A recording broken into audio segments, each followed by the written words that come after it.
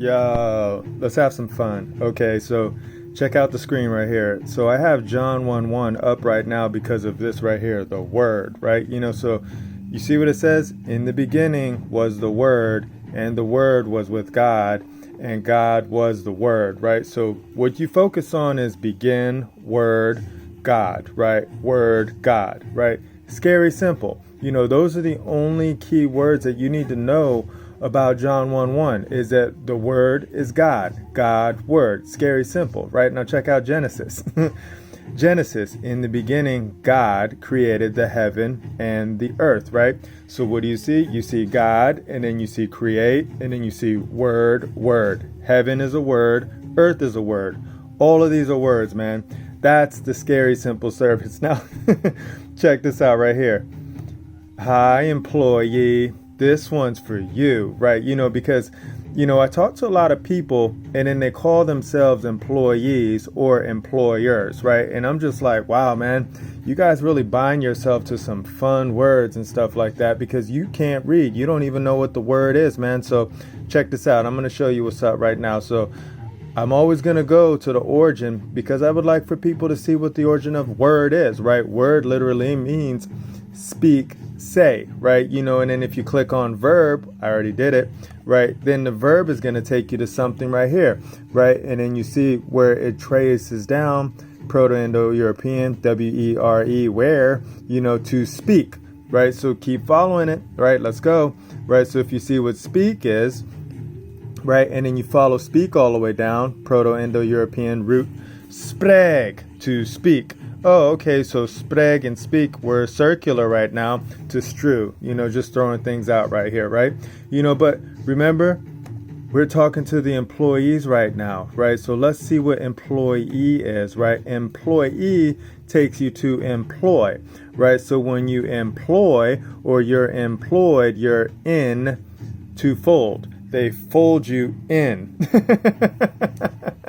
You know that? That's fun, man. That's really fun. So all employees are folded into something. You're folded into some type of entity, man. And you guys don't know what's up with your words, so that's why you call yourself all these fun things, right? So I'm really speaking to man, right? And I like this, man. So this is why I'm always saying, hey, man, what's up, man? Because man is just, that's a root word, man. And then when it takes it back, that's why I'm always showing my man hands, right? Because man is hand, right? And then if you keep scrolling down, right, you see, it is the hypothetical source of evidence for its existence is provided by Hittite, right? To distribute and trust, mane, hand, manus, hand, right?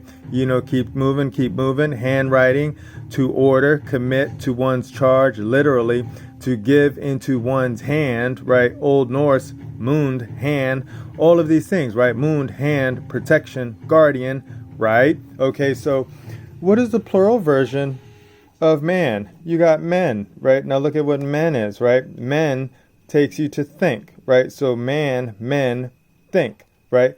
Now let's go here. Let's go to maxims of law, right? And then let's just see what it says. You see, I like this one right here. It says 104H. Words are indicators of the mind or thought.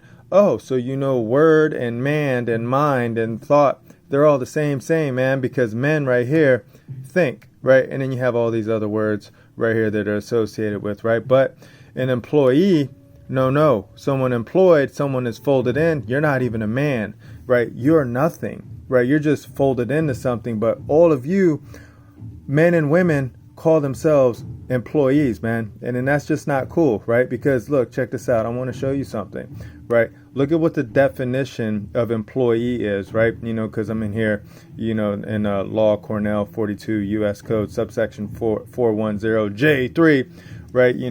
An employee is any individual, that's not a man, other than an individual, who is an employee under paragraph 1 or 2 of.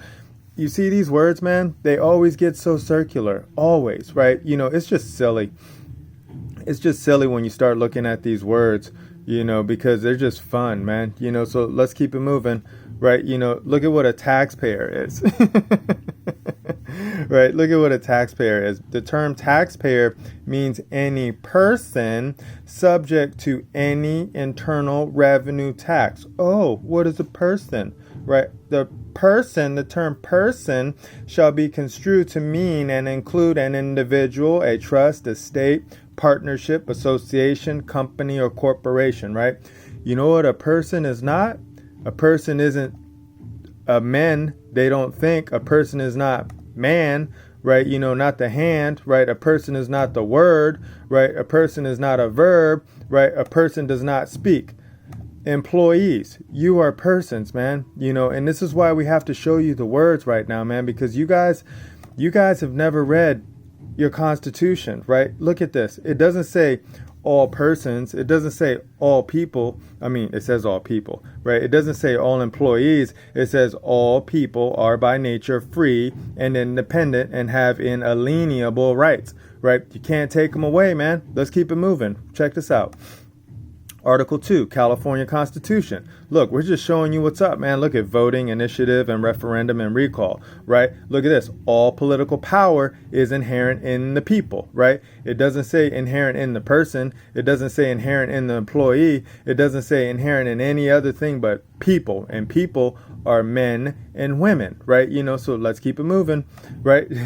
Check out, this is Article 9, within, where am I? Which one? In 7, right? Public officers and employees. Oh, look at that. We got an employee in the California Constitution. And that's why I scrolled all the way to 9, right? Because look at what 9 says. 9 is fun. I like this one, right? Check it out. Notwithstanding any other provisions of this Constitution, no persons, or organizations which advocates the overthrow of the government of the United States or the state by force or violence or other unlawful means, or who advocates the support of a foreign government against the United States in the event of hostilities shall hold any office or employment under the state. Okay, so any entity that is not speaking about right here, the people, if you're a government entity, right, and then you're not doing anything that is protecting the people, right, you guys are falling under hostilities. You don't hold any office. You don't have any office, right? So we're finding that out right now because there's a lot of California employees, who are advocating for the overthrow of the state, right? Of the United States, of our government, because they're not following the rules that we established for them in the Constitution. It's scary simple, man. It's stupid simple because, where did I go? Right. So check this out right here. Right. This is in the Declaration of Independence, where it says, I just scrolled down to the second part, Declaration of Independence in Congress, July 4th, 1776. It says right here, we hold these truths to be self-evident that all men, stop right there, all men are created equal.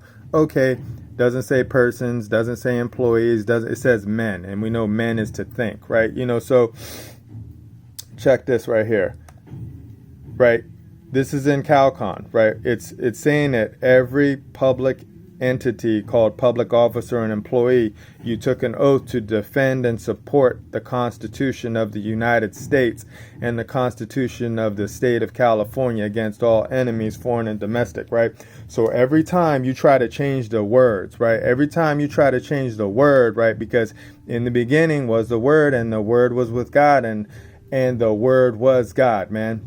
Every time you public entities keep trying to change the words within the Constitution, you are breaking your oath, right? You are breaking your oath. So you guys, you better stop doing that, man, because we can see now, right? We can see what you guys have done, right? Because you guys have moved the people into these areas right here. You moved them into employment areas, right?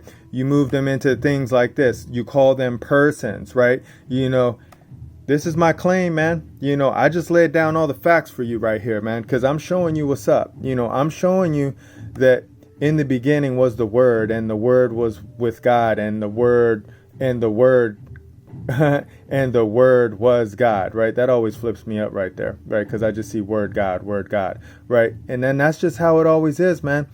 So all of the men and all the women that I know, right? You guys are not employees, but you keep calling yourself employees, right?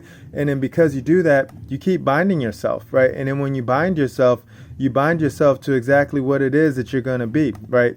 So an employee, person, right? That's what you are. You keep binding yourself to a person, right? And then when you bind yourself to a person, then you're going to fall under a different jurisdiction, man, because you just moved yourself outside of the people, right? You are no longer the people, right? You are now a person, and then a person falls under the jurisdiction of someone else, man. And that's it. I'm done, because I fall under God's jurisdiction. Scary simple service, man, because I like this. In the beginning, God created the heaven and the earth, right? God created everything, right? God created the Word, and then the words create everything else that all the people read, all the persons read, right?